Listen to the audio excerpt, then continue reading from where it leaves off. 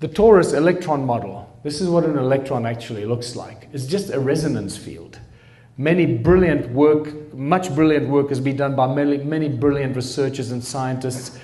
Electromagnetic models and formulas have been thrown together that are consistent with the toroidal shape of an electron. An electron is simply a coherent resonance in a toroidal field. That's all it is. It's not a particle.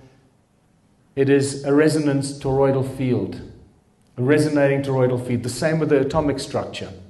The atom is a toroidal field. It's not the atomic structure that we've been shown by science throughout our schooling careers. This is probably a lot closer to what an atom looks like. Here's a picture of a molecular torus of the carbon monoxide molecule. And you start seeing how the toroidal shapes appear everywhere. Here's a toroidal, the solar system as a torus. And many of you would have seen the fact that our galaxy has shown us to be as a toroidal field.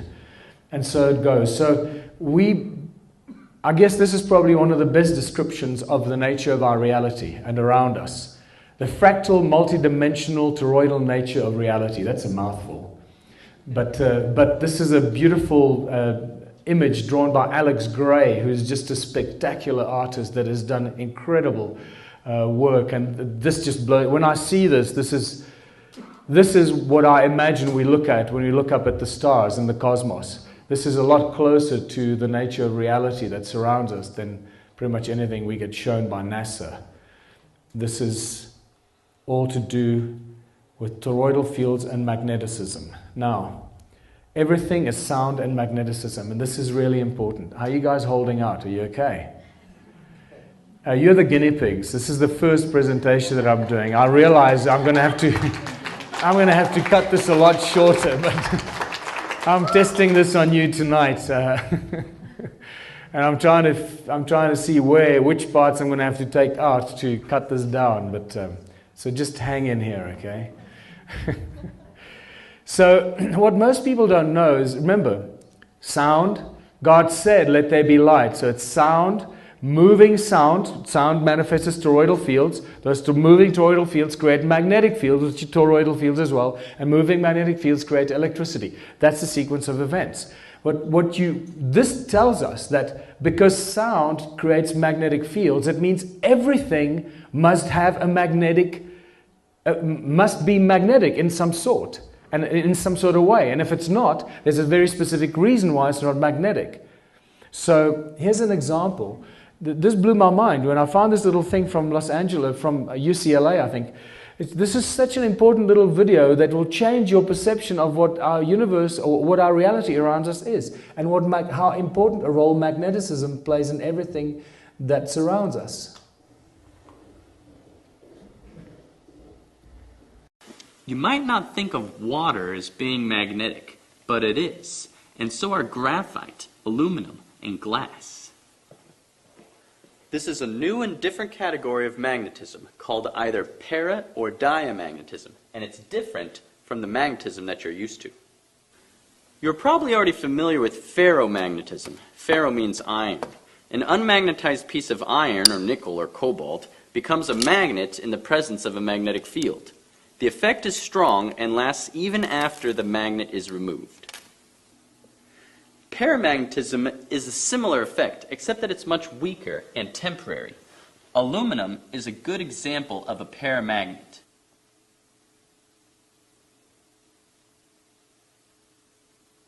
And so is oxygen, which is attracted to magnets. Here, I have a few milliliters of liquid oxygen, which sticks to the magnet. I'll explain why later. Gadolinium oxide and cupric sulfate are good examples of paramagnetic substances. Cupric sulfate is a salt that can be picked up by a magnet. Diamagnetic materials are exactly the opposite of paramagnetic. They are always repulsed. They would rather die than be in a magnetic field. An important example of a diamagnetic material is graphite. This specially made pyrolytic graphite is repelled by a magnetic field. Don't be confused. This is not static electricity or eddy currents. Graphite is repelled by a magnet, always, both by the north and south end. Pyrolytic graphite is a grown crystal of flat carbon layers which maximizes the diamagnetic effect. Of course, the best diamagnets are superconductors, which at low temperatures provide exact opposite repulsion to whatever magnetic field is present when they're chilled. They are perfect diamagnets. So it gives you an idea how the nature of reality around us is we just don't get taught this stuff, you know. We don't think about it in that sense. And how sound is actually the cause of all the stuff that we're witnessing here. And, sorry, let me go back here. You might have seen this thing before. So this sort of quantum locking is actually just a magnetic effect. You just saw it in the previous video. So what if we got here? So we have quantum locking. The superconductor is locked in space and it stays wherever I put it. You see, this is quantum trapping. That's amazing. As long as it's so cold, it's superconducting. It's frozen with liquid nitrogen. Upside down. Right. And it stays locked. So the fact that it's superconducting is locking the magnetic field in 3 dimensions, right? Yeah, exactly. And that and pivots. You see, because this is symmetric, it can rotate without break the locking. The locking doesn't break. Right. Because it stays there on the X and Y, but not on, it pivots on the... Yeah, on the axis of the magnets. You see, if I can move it on the side, it will again pivot around the axis of the magnet, because it makes sure that the magnetic field inside of it stays the same. Right. It's astonishing. Can you put it on the track for us? Yeah. I just levitate it above the track quite high, and I can just rotate it. So it's actually floating above the surface. Yeah, it's not floating, it's locked above the surface. So you could tilt it at an angle and it would fly around. Like this, and it will just go around like this. You can just go and put it at different height, put them like this. And lock it at the height. Lock it, yeah, different height, different configuration. Right. And I can even lock it at opposite way. If you could just hold for a minute. High. I'm doing the same thing. I'm locking it upside down, and then it is suspended. Fantastic. So magnetic fields do what? They do exactly what sound does. They create toroidal fields. Just if you do this, you immediately see the toroidal fields being created by magnets around them. Little toruses. And this is a full magnetic field, toroidal field spectrum. It's both positive and negative on both sides. There is no positive and negative in magnetic fields. This is where we've been incorrectly taught. It's actually just one field that work in opposite directions. It's centripetal forces that work against each other and oppose each other. And the complete toroidal field, like the toroidal magnetic field like this, has a both positive and a negative on both sides. So it both pushes and pulls from both sides. That's a complete magnetic toroid. It's not north on the one and south on the other. That's an incomplete magnetic field. This is very important information, people. And this connects us to some of the biggest lies we've been told about our reality and the world that we live in. Because we've been told that the sound of the earth creates a magnetic field. Sorry, it's the sound of the earth that creates a magnetic field, and not the molten iron core. There is no molten iron core in the center of the world. That's another theory that's been proposed, and most people believe it these days. It's a nonsensical idea. It's a sound of the earth that creates the magnetic fields around us. By now you should know that sound is the cause of everything, and especially magnetic fields. The problem with our world is that the Earth magnetic model is a half a magnetic model. It's north at the top and south at the bottom. That's not a complete magnetic field.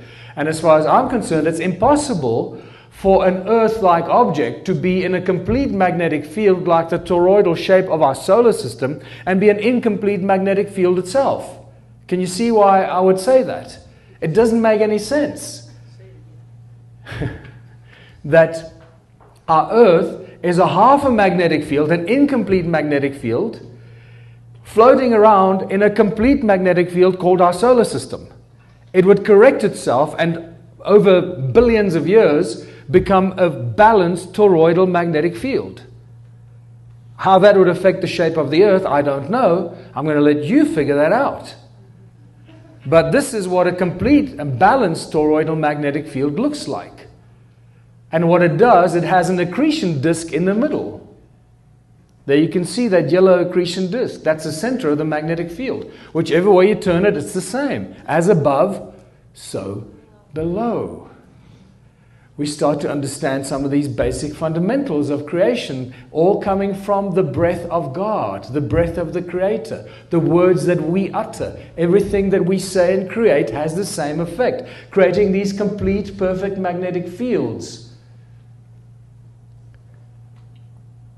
The torus equator plane emits energy and matter at its disk, as a disk at the equator. We accept this in the solar system. All the matter in the solar system is emitted at the equator. All the planets go out in this one disk from the sun that rotate around the sun. And the same in the galaxies. The many, many galaxies that we've been shown photographs, they're all toroidal shaped galaxies, with the matter all spewing out at the galactic equator. We're even told that we are crossing the galactic equator because our solar system does this. And we cross the galactic equator. I no longer believe that, but in any case. So the half-truths and half-lies being woven together here. And we need to now figure out which is true and which is no longer, which is a lie that we've been spun. This is some of the most beautiful new work, being able to actually see what a magnetic field looks like through the ferro lens. This is quite a new discovery, only about 10 years old. Now we can actually see what magnetic fields look like. This is when you look at a torus. This is what a torus magnetic field looks like. You can see the magnetic fields. Some people would call this the ley lines on the surface of the Earth. You can actually see the magnetic fields. So I'm suggesting that people that are reading ley lines are actually picking up the magnetic fields that crisscross the toroidal field of our planet. And the ancients knew this. They put all the ancient sites on all these magnetic lines because their ancient structures were actually driven by these magnetic lines and these toroidal field, these magnetic lines. You know what I mean? When you look at the cone-shaped magnetic field under a ferrocell, look at this. When you take a ferrocell and you put it over a speaker, like a speaker magnet, look what it does. These beautiful cone shapes that face the middle, just like what? Just like this guy's wristwatch. Can you start seeing why I'm suggesting that these guys were using technology? It was in their wristwatches, they had the cones, all to do with magneticism and sound. We just never saw it like that until we got the ferrocell given to us. And when you bring a magnet towards a ferrofluid, what does the ferrofluid do? It forms beautiful cones and just stick right out the ferrofluid. And this stuff just gets better and better. And now you start seeing how sound and magneticism plays a role in nature, in structuring the flowers and the shapes of trees, and everything around us is driven by sound and the magnetic fields that actually create the shapes around us. Are you guys getting excited yet about how this stuff works and what we've been missing? So this brings me to the ancient tools and artifacts and the torus stones and the cone-shaped tools. Now suddenly you have a very different take on when I get excited about the cone-shaped tools, and why Ed Leeds-Kalnin, when I was told that he was seen levitating the giant rocks with these cone-shaped tools as ice cream cones, I got extremely excited because I understood what it means. And I've been picking up these cone-shaped tools everywhere. And suddenly you realize that they play a very important role in all of human history. This is from an iron mine in England. These are cones in Egypt. They were completely ignored until I found them. Cones in Australia, Mayan deity holding 2 cones, just like Levitaion was apparently seen. These cone-shaped hats that are found in some tribes that were used for special ceremonies. Why do wizards have hats as cones, and why are wizards' wands cone-shaped? And this gets really exciting. Dragonflies. We think of birds flying and bees. You may be aware of the fact that it's actually a scientific impossibility for bees or bumblebees to fly because their wings they can't carry that body weight. So this has been a mystery. So I'm going to bust that mystery for you, because dragonflies, just like bees and bumblebees and other insects or bugs like that, have actually hollow tubes in their wings. Those are not veins filled with blood.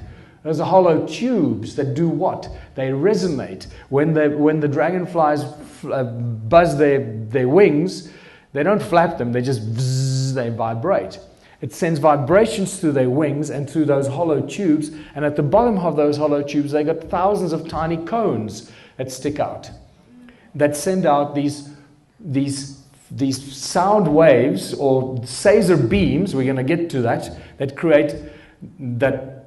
create magnetic fields around them, and this is why they can buzz around. Viktor Grubenikov became famous I think it was in the 50s, when he studied the bugs, the wings of bugs and bees, and he was fascinated by it, and then he built what became a very famous levitation platform, and he was seen and flying this thing faster than the speed of sound on one of those, right? And people think this is crazy. And what was it made of? It was made of bugs' wings. So when you tell people, oh, he built this out of bugs' wings, people go, what kind of nonsense is that? You're a bunch of idiots if you believe that. Well, show you, he understood how these bugs' wings worked and how they actually functioned. And that's why he could build such a device, because he thought out of the box. And this is to show you some experiments how these bugs' wings actually have levitation capacity. This is mind-blowing.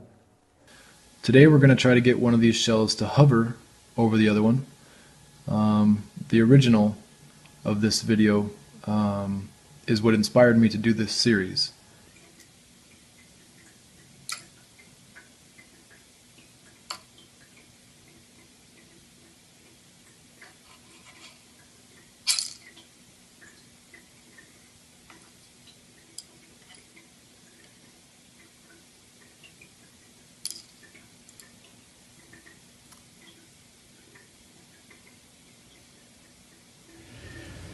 Nature is fabulous. So there you have an idea how Viktor Grubenikov built his little levitation device out of bugs' wings, because he figured out how these things work. And then we get to the cone-shaped tools in the Rosicrucian Museum. Somebody emailed me today, say, hey, he went and he saw these cones in the Rosicrucian Museum in San Jose, and they're really there. So he was surprised that I wasn't making it up. He said, I blew his mind. And yeah, and they are written, can you see cuneiform texts that actually commemorate the building of the temples in Sumer, and one of them specifically refers to the temple of Inanna. So somehow they were used, just like Levitaion was levitating the giant rocks of Coral Castle, they were using these to levitate those giant stones of the temples of Sumer into place. And here is our friend Levitaion, Coral Castle. And he levitated those giant blocks. I think the biggest stone there weighs 30 tons, or maybe even more. And I called it the ice cream cone phenomenon, because that's what he was described. It was said that he moved them with ice cream cones in his hands. And to an uninitiated person, that would sound ridiculous. But now you all know why that is so important. It's a spectacular place. I've never been there, but I've seen lots of videos of it, and I can't wait to go. And then we get to our Torah stones, our sacred Torah stones, which are clearly not weights for digging sticks, and they are far more important. They are very, very powerful toroid vortex field generators. They generate huge amounts of energy around them, just like our galaxy, just like our solar system, just like our bodies, just like our hearts create toroidal fields around our bodies. And these, they seem to suck in the ambient sound around them and actually amplify that. They create scalar vortex technology. That's really what they are. So please understand this, that at the center of that torus is what some call the 0 point, or the vacuum, as Nassim Haramein calls it. That's where we enter into the infinite density of creation. And Nassim has shown very successfully with his papers that the density of the vacuum, where everything out of that point out of which everything manifests into reality, into this much less denser thing that we think is our reality, our body, which is actually empty, it's just full of a bunch of atoms and whatever it is, just resonating. That the point out of which everything manifests has infinite density. That's a 0 point. So now you can understand why sound travels infinitely, because in an infinite density, sound and resonance travels infinitely fast. But light travels infinitely slowly. So that's a very quick way to figure out why sound and resonance travels instantly, because it goes into the 0 point of every atom in our body. As we think, as we speak, it enters all that inside us, and it enters the 0 point and the fabric of all creation and traverses everything instantly. So when these toroidal shapes work, they suck in the ambient sound and they create, and as it hits, those 2 points hit each other, they create this next scalar wave around it, and it comes around and it enters it again, but it happens simultaneously. So it's this actual field that sits there all the time, just resonating. So it looks something like that. And this is one of the stones that we put in a bucket of water, and the next morning it had these thousands of bubbles that were swirling around, moving into the center of the stone. And then you may have heard the story of Nassim Haramein when I took him the stone, and this stone over there, when I flew via Doha to Chicago. By the time I got off at Doha and got into the plane to go to Chicago, plane was delayed, and eventually I was called off the plane because they said there was a security threat in my bag, and there were five guys with guns around my bag, and they made me open my bag. We were already 20 minutes delayed, and by the time I opened my bag, I took the Taurus stone out, and I said, "Oh God, what am I going to tell them?" And I said, "Oh, it's African arts and crafts, you know. It's a present for my friend." And by the time I got back on the plane, when we sat down, my partner told me that when the captain came out of the cockpit, he said that whatever is in that bag crashed the TSA security system. That's why they delayed the plane for 20 minutes. They wouldn't let us take off until they found the owner of that bag and what was in that bag. What I didn't figure out until like 2 years afterwards is like they didn't even question what was... I pulled out the stone and, you know, sweating profusely because they're five guys with guns, and the stone was wrapped in like bubble wrap and backing tape, so it was not easy to open it up. And, you know, I felt like a drug dealer because it looked like movies of the drugs backed in. And eventually the stone popped out, and it's like, okay, cool, put it back. They never asked me to check the rest of my bag. They knew what they were looking for. I've only figured this out a lot later, you know, because you reprocess this, and you go, oh my God, they knew exactly what they were looking for, and they just let it go. But so we basically have TSA security, Homeland Security, USA, to thank for giving us scientific proof that these are advanced ancient technologies. It apparently shut down the entire office. It shut down all their computers. Everything was shut down because of some sort of weird electromagnetic pulse that was given off by that stone. And I have a present for you because I brought that stone with me.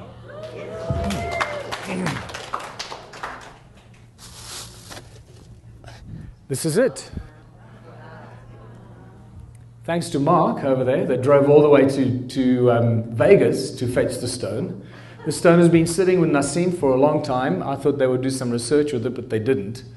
I'm now going to take it back to South Africa, and we're going to start a series of research programs with the stone, because we know that this is the one that actually worked. This is the stone. What I can tell you is that two scientists, one in Slovenia, one in Croatia, and one in Germany, two scientists that are experts in a new study of sound called hypersound, which very few people are even aware of. sound that becomes a very powerful tool at high frequencies and high levels of speeds.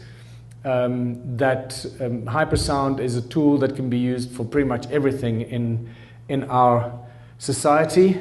And that brings us to the next slide, and that's Caesar technology. And I believe that these Taurus stones had everything to do with creating ancient advanced Caesar technology, or the energy fields that were then focused to create Caesar technology through the cone-shaped tools, creating a Caesar beam.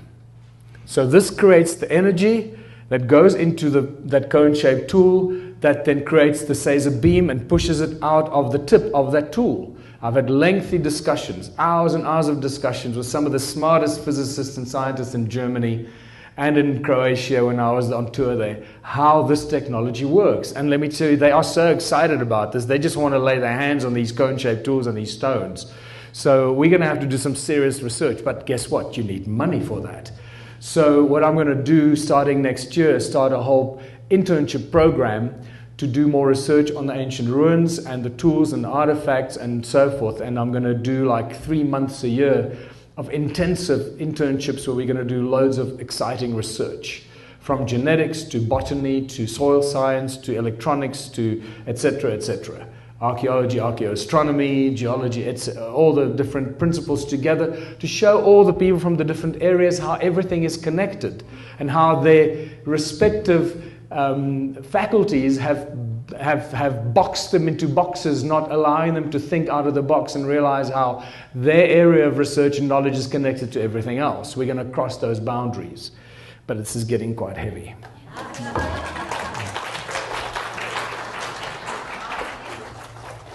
So, I beg your pardon? We can, you can come and hold it later, just at gunpoint. I'm not letting that thing out of my sight ever again. So we're dealing with some ancient knowledge that's giving us a very clear indication of how we can use this ancient technology into the future. Keep in mind, what have we got in our eyes? In our eyes we have rods and cones in our retina, right? What are the cones in our retina connected to? The optic nerve is connected to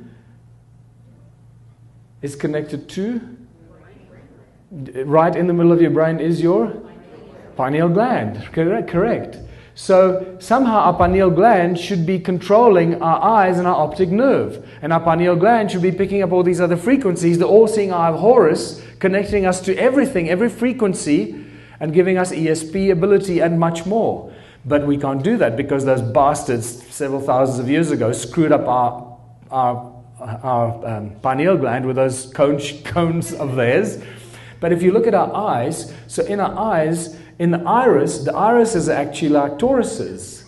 Right? Look at the toruses in our eyes. And the toruses have lenses in them that focus the light, which is also sound, because every light frequency has a sound frequency attached to it. So it sends the sound and the light through the lens, through the center of the torus, into the cones in the retina. So now you understand why I get excited about these toruses or the cones combined as tools that could be used to do things that we can't even imagine yet. We've got this technology encoded in ourselves, and this is why when I say that we are advanced technology, people don't get it. We are the most advanced technological tools walking around on this earth. It's encoded in us. Our DNA has all the knowledge of everything in creation that was put there by Enki. And those bastard Anunnakis that turned us into their slaves, but it seemed to be back here kicking butt with all those other entities that are causing trouble for us. But that might be too much information for some people. But what this all leads up to is that we should be able to do anything. We should be able to think anything and manifest it instantly. We should be able to use our eyes like Superman and do stuff like this. We are absolute ultimate creators. We are co-creators of our own reality. And I'm getting totally distracted here, but I get excited about this. And this brings us to the question, what are the stone ruins all about? Are you guys tired? Do you want to... this is... I'm not sure which of this I'm going to have to cut out, but I'm getting tired myself. But so what are the stone circles all about? By now you can see that clearly we're dealing with cymatic patterns. Very obvious we're dealing with cymatic patterns. That's what every stone circle is. It's just a representation of the sound frequency that comes out of the earth at that specific point. That's what this is all about. And some of these cymatic, like sand on a metal plate, but now these are stones, right? Some of the structures are actually very distinct magnetrons. And of those flower shapes, every time you see a flower-shaped stone circle, it means they actually built an ancient giant magnetron like this. Magnetrons that can cut metal in a split second. And I asked two magnetron scientists, how much energy would a magnetron 40 meters in diameter generate? Remember that a tiny magnetron can create so much energy in a laser beam that cuts metal in a split second. I mean, it literally just melts the metal. Bzz. And the answer was that a magnetron that size would create more energy than all the power plants on Earth together combined. One, we have thousands of these magnetrons in southern Africa, thousands of them. So these guys are generating so much energy, it's insane. And we know this because we measured it. We measured the sound frequencies, the electromagnetic fields, the loudness in decibels. And it's just insane what's coming out of these stone circles. I'm not going to bore you with that because it's just, it's getting late. Adam's calendar is the most powerful of all these ancients of these stone circles. Adam's calendar is actually much, much more powerful. It's as if they all seem to be sending their frequencies to Adam's calendar, and that's like the collection point for all this, the energies created by all these millions of stone circles. That's what it seems like. I can't say it is, but that's what it seems like, because the frequencies there were just ridiculous. Beyond 375 gigahertz coming out of Adam's calendar at the site. And electromagnetic fields that run horizontally and then vertically between the two stones in the middle. So what we have at Adam's calendar is a very definite toroidal effect. And it's alive even today, because we measured it. And that reminds us that the stones that ring like bells are what? They're just crystals. They're very, very high in crystalline substance. Very rich in quartz and silica. And remember, silica carries memory. Quartz carries memory. You can store virtually infinite amount of information and knowledge in quartz crystals. And this is why they don't put them in our computers, because that would make the computer industry obsolete. That you buy a computer once and never again. And that's what we're going to do in our Ubuntu communities, build bloody supercomputers. So, because we know how to make them. So when you look at ancient structures built out of stone, you realize that these guys knew exactly what they were doing. They understand that stone is the tool that carries with it, in it, information, storage capacity. It's an energy source. And that's why they used stone. Not because they were stupid, because they were very, very smart. We're the dumb ones, but we're catching up quite quickly. So what's very obvious now is that all these ancient structures, from the pyramids, Borobudur, etc., are all ancient machines. They were giant machines built out of stone, crystalline substance, to create or to perform specific functions. It's just the function that we haven't figured out. What were they built for? What were they supposed to do? And this is why they are aligned with the movement of the sun, because we're always amazed. Yeah, look, this is aligned with equinoxes and solstices and all this, and we think, because they worship the sun. Oh no, stupid. This is our stupid way of imagining that the ancients were stupid. They built this machine because the machine was aligned with the sun, because the sun is the activator of these machines. When the sun rises on the equinox over there and the first sun beams come down this passage and hit the standing stone, which is a crystal, you know that because all stones have crystal in them. So it's like hitting enter on your computer. Bing! It switches the machine on, and the machine does whatever function it's supposed to do until the sun moves over there, and then the beam comes to another passage, and then hits another, the sun, the light and the sound of the sun beams or sunlight hits another stone, and it makes the machine either stop whatever it was doing or perform some other function. And this is why they are aligned with the movement of the sun. So they work whether they're being operated or not. We don't have to sit there and wait and keep making it work. It works on its own. It's powered by the sound of the earth and activated by the movement of the sun. I mean, it's bloody brilliant. It's so simple. And now we're figuring this out, and we know that the energies are still there, because this is a photograph taken of the pyramids, and there's still huge energy coming out of the pyramids.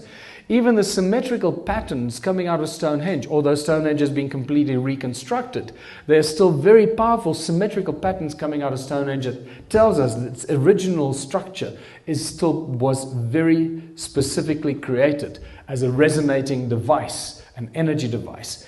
And now we get to the very exciting Earth grid that seems to connect all these ancient sites on Earth. By now you should know that this is a magnetic grid. It's not just ley lines or some fancy blah. It's actually very specific energetic patterns that are created by the resonance of the Earth and the magnetic fields that it creates. And the ancients seem to build all these ancient sites on these nodal points and very powerful points on these magnetic grids.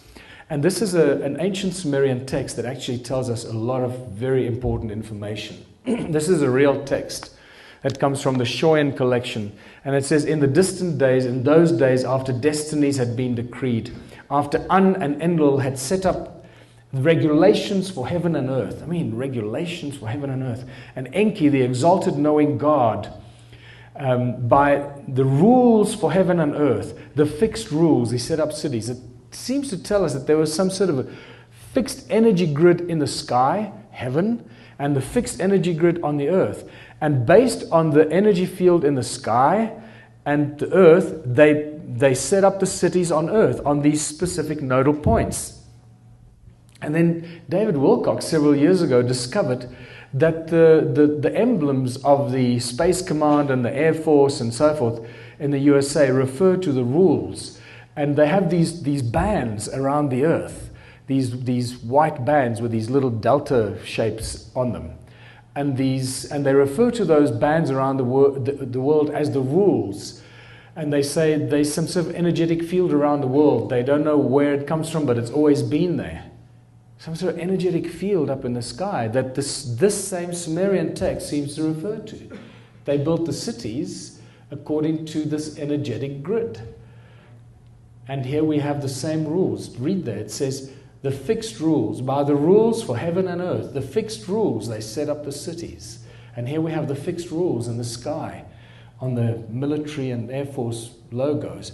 And my friend Paul Gravenstein in South Africa, who's a remarkable guy, but we don't have time for me to talk about him, he actually measured these rules or these energy grids in the sky. He phoned me out of the blue and he was freaking out. He said, I don't know how to tell you this. I don't know who else to tell, but I picked up this bloody energy grid that's up in the sky. It's just everywhere. It's like a matrix. It's like it consists out of ones and zeros. It's like a binary code, powerful energy field up in the sky. And he said he sent up a few energy beams with these devices to try and break it. He says it breaks it momentarily and it instantly reforms. You cannot destroy it. He says you can't break it. It's indestructible. And I just realized that all this ancient stuff that we're dealing with, just like I said, these ancient machines are just advanced technology on a gigantic scale.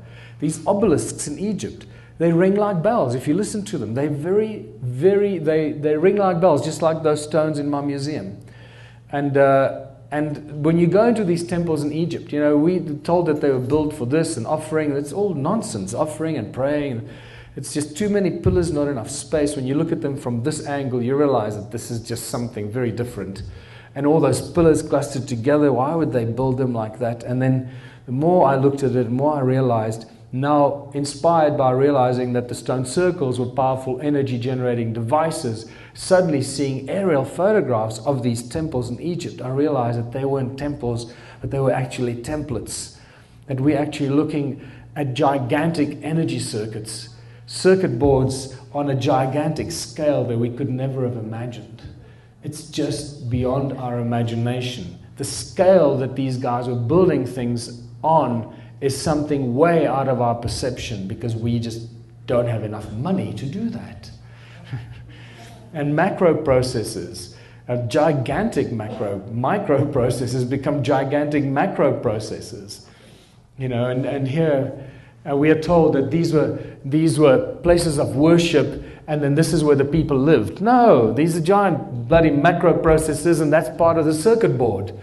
You know, it's what it is. And you can start seeing that the pyramids were the same thing. Giant powerhouses, creating huge amounts of energy. And just, you start seeing things and recognizing how all this fits into ancient history. Sacsayhuaman is also just a giant circuit board. When you look at images from the air, you realize it's just a giant circuit board. It's not a fortress on top of a mountain to ward off marauding crowds and guys on horses and spears. No, it's a giant circuit board. And Borobudur in Indonesia, I mean, look at this. This is just insane. It's like just by looking at it, you see it actually resonating in front of your eyes. It's actually moves. And look at the top of Borobudur. That doesn't tell you that these are energy generating devices shooting stuff into the sky. So all of these ancient temples and structures somehow were built, or many of them, to generate energy and shoot it up into the sky. So it seems like these are the devices that seem to keep this energy grid up in the sky. And possibly this is a matrix that keeps us enslaved and dumbed down and unaware of what's going on outside of our own planet. What is actually out there? What are we looking at when we look up at the sky? As I said, I no longer believe anything that NASA shows me. And it seems that the human sound was actually the source of the energy that holds up the matrix in the sky. Because you find these beautiful amphitheaters attached to what used to be these circuit boards. So they get a bunch of people into these amphitheaters, get them excited, they make a lot of noise, and they channel that sound into the circuit board. It activates the machine, and it starts to make a noise or whatever and shoots the energy up into the sky, upholds the matrix. There's beautiful amphitheater, beautiful resonating pillar of a row of pillars that used to feed into the circuit board. And so it goes. There's another one. The circuit board was on top of the mountain, and the source code for it was the amphitheater on the side. Here's another amphitheater right in the middle of a circuit board. This is in Algeria, North Africa. And since 2015, this shows you, I should update this. Nothing has changed in 2017. The templates and temples have just become churches. And if you look at the tops of churches and mosques, they just have cones, these cones that face the sky, that capture the sound and the energy of the people in the church. Look at those cones facing the sky. It's just spectacular. Capture the sound and the energy of the singing and the clapping and the fear and the anxiety, and especially these ones here. This is the mother of them all. And then business centers and cities, they're just designed to channel all the sound and energy up into the sky. Somehow nothing has changed. We seem to continue putting all this energy, the city grids are like giant circuit boards, generating huge amounts of noise, huge amounts of energy, and strangely enough, all being connected by these channels called highways that never stop making a noise, just like the stone circles. We never stop making a noise. And now I understand what Morpheus meant when he said that people are the source of energy. It makes a whole different kind of sense to me now. For whom and why, I don't quite know. But it seems that we're the energy source that keeps this matrix or this energy field around our planet or up in the sky.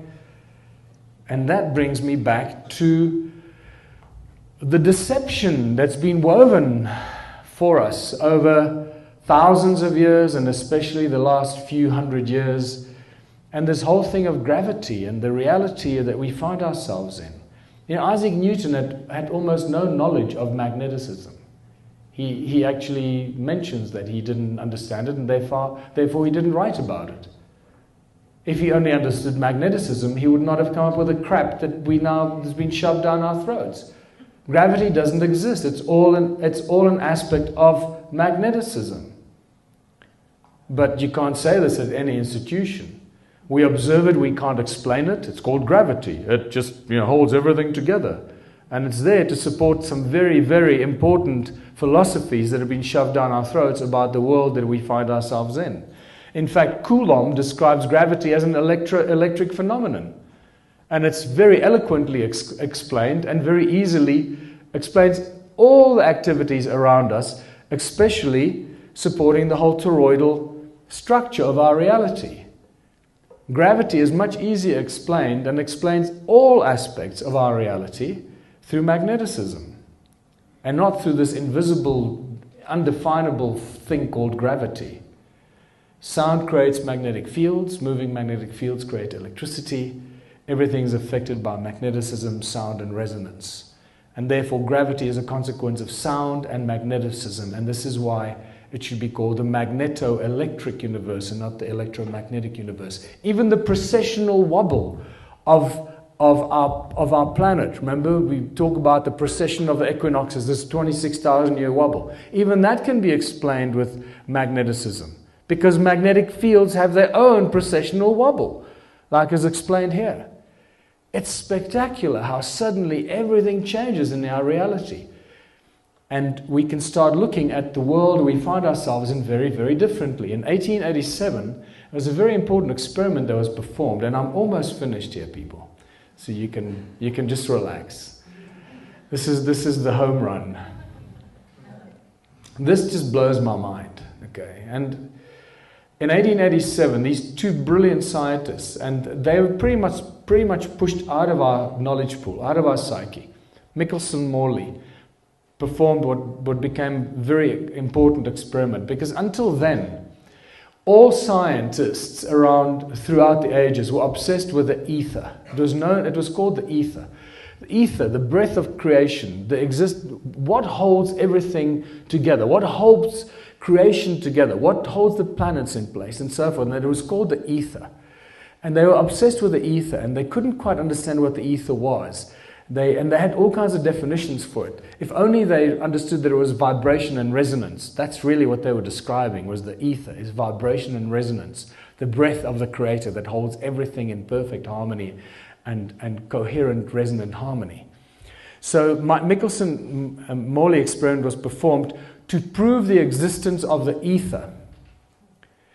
And they wanted to prove that the Earth moves through the ether. Well, they did two very important things. First of all, they couldn't find the ether.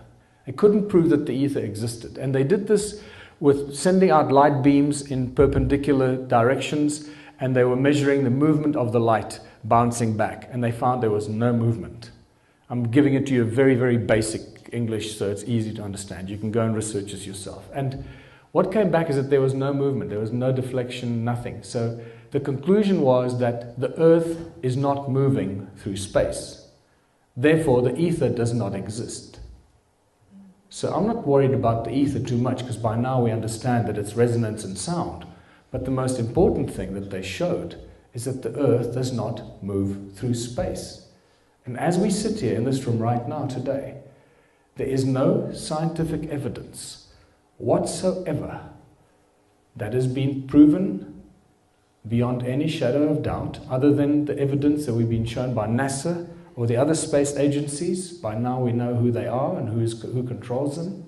There is no scientific evidence that the Earth actually moves through space. I told you I'm going to push you beyond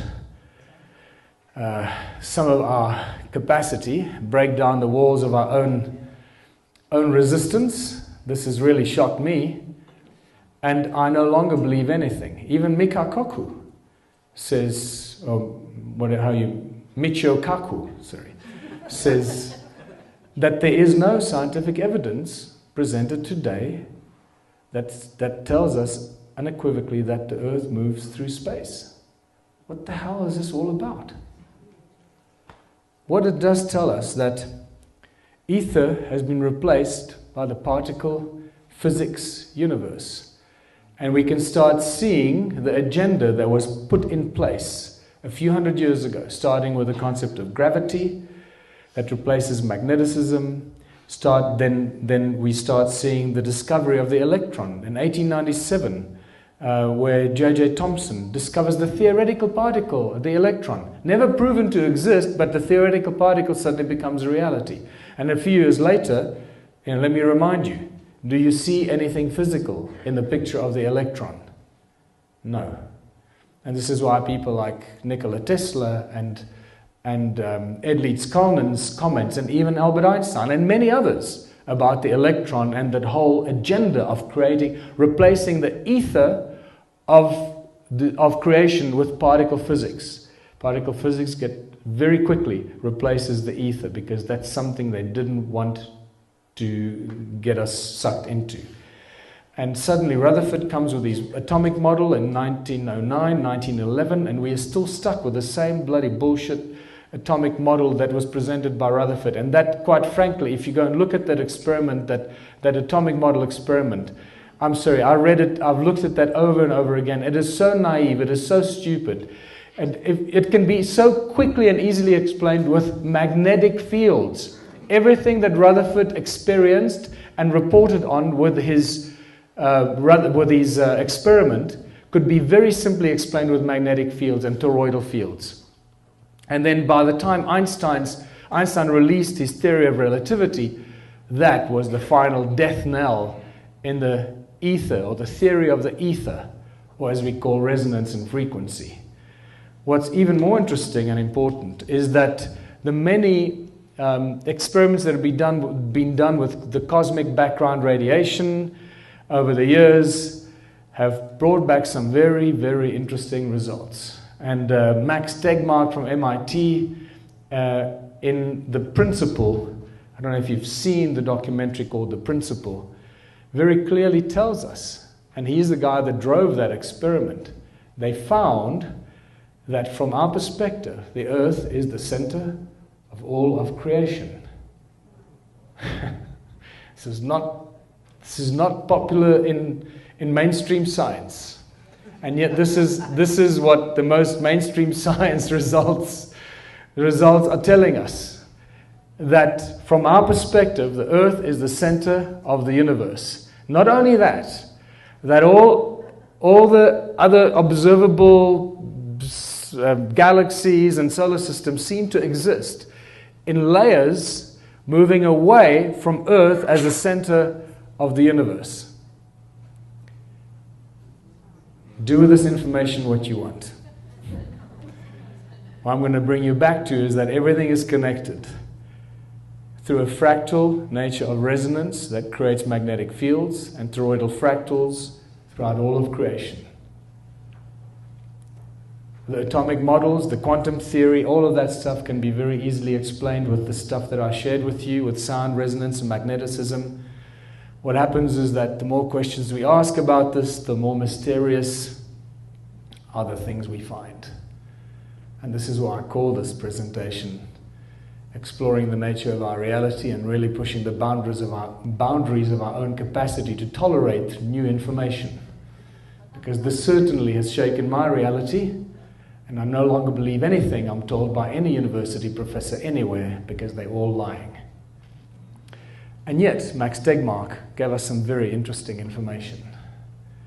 What we do with it is what matters most. What do we do with all this knowledge?